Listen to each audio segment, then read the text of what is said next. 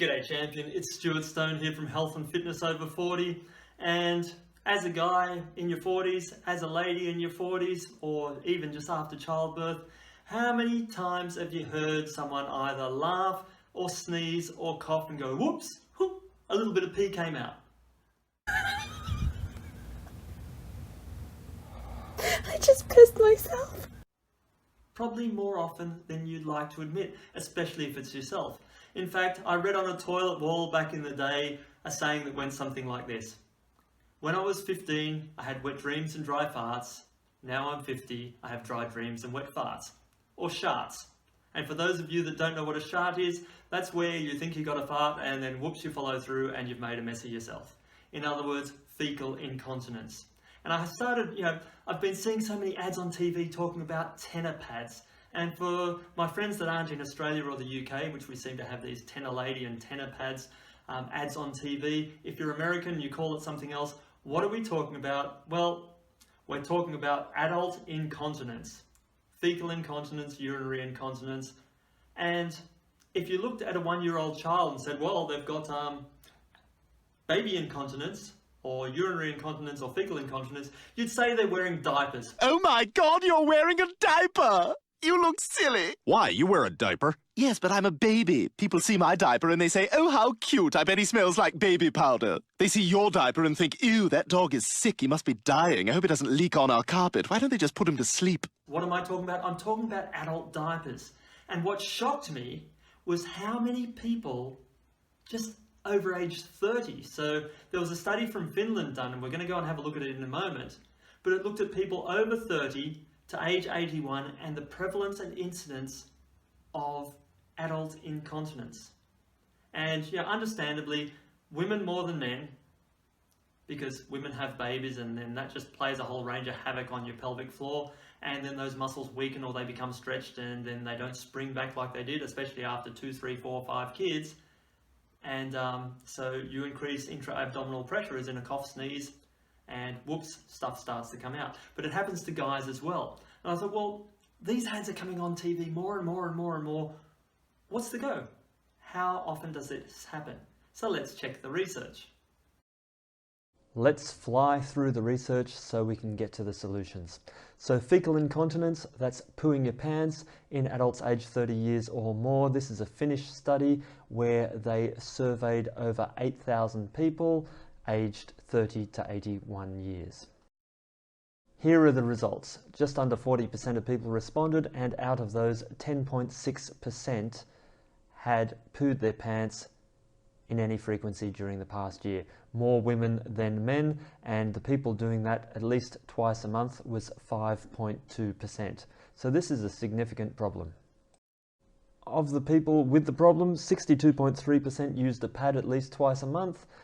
More women, and 23.6%, in other words 1 in 4 people who had fecal incontinence used it daily. Out of the people reporting fecal incontinence at least twice a month, only a quarter of those had discussed the problem with their doctor. So I get it, you're embarrassed, there are ways to fix this, just stay tuned. Here's the shocking part, only 10% had received treatment for it, but over 2/3 felt that they needed treatment. In other words, it's a common problem and surprisingly few people receive treatment for it. So you know what? You're going to have to take responsibility and get the results you want yourself. So we're going to get to that after this research. Urinary incontinence, that's the cough, sneeze, laugh, oops, I just peed myself, and widespread problem. Different studies define urinary incontinence differently, so at least 6 days in the last 12 months, we're looking at 35% of women. In other words, over 1 in 3 women have this problem at least 6 days in the last 12 months. If urinary incontinence is defined as any uncontrolled loss of urine that occurs at least twice a month, well, we're looking at 18%, in other words, 1 in 5 women. And when we define urinary incontinence as any frequency if the patient complains, well, we're looking at just under 1 in 4 women. So what can we do about it? Well, we're looking at pelvic floor muscle training. In other words, using a biofeedback device, and we'll show you the devices they're talking about shortly in this video, and we'll show you how to get your own if this is a problem for you. But let's look at the results. So here are the results. You're looking at a 64.5% improvement to 70.4% improvement. That's in severity and in frequency. When you use the biofeedback device that we're going to show you shortly, the results are startling, powerful, and life-changing. So final conclusions, the biofeedback guided pelvic floor muscle training was very effective for people who are housebound and also people who are non-housebound. In other words, it works across the board, and if you're a woman who's dealing with cough, sneeze, laugh, oops, well, stay tuned, we've got some answers for you. What can you do? Well, number one, I know it's an embarrassing problem. Yes, I make light of it. I'm cheeky like that. I want to be able to laugh at life and then find a solution. But number one, we're going to do the Band-Aid approach. And I don't mean literally put a Band-Aid on it down there. I mean in the link below, if you're too embarrassed to walk into your doctor's surgery and say, I'm having an issue with this, can you help me out? Or even walk into your local pharmacist or chemist or whatever you call them where you are, drugstore, and buy adult diapers. Well, there's a discreet way of doing it. The link's in the description below. It's so that you can buy these things online, have them delivered to your door quietly, discreetly. No one needs to know, and you can deal with your problem. But don't stop there.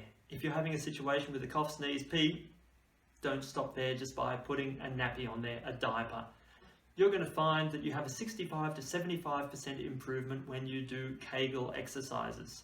Now, what are Kegel exercises, and how did this study work so efficiently?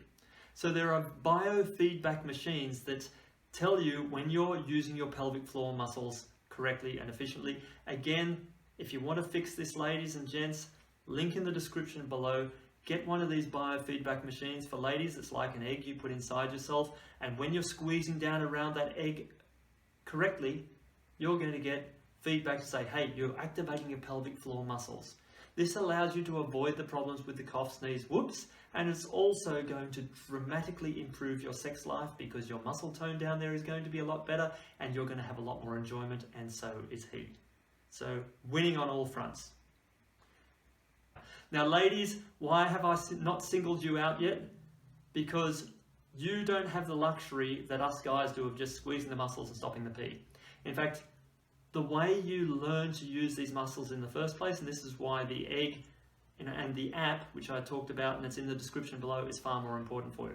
Because if you're peeing and then you squeeze and stop your pee and you do that repeatedly, you're at risk of urinary retention. In other words, retaining urine in your bladder to the point that you don't empty your bladder fully, and then you're far more predisposed to bladder infections. So to avoid that, like I said, get the egg.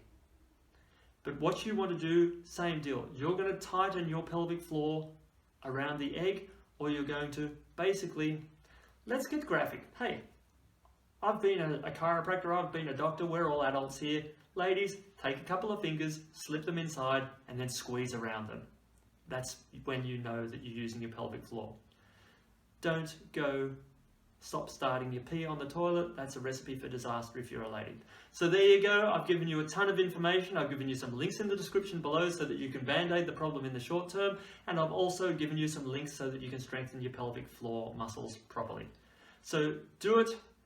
I don't need you to put your results in the comments, but if you've had a good result and you just want to say thank you, hit me with a thumbs up, subscribe, share this with your friends who are having the same problems. It's embarrassing. In fact, from the studies, it was something like 75% of people who had this problem were too embarrassed to talk to their doctors about it, which is why I've given you practical descriptions below. So like, subscribe, share, comment, and stop the cough, sneeze, whoops, and have a great life. Talk to you again real soon.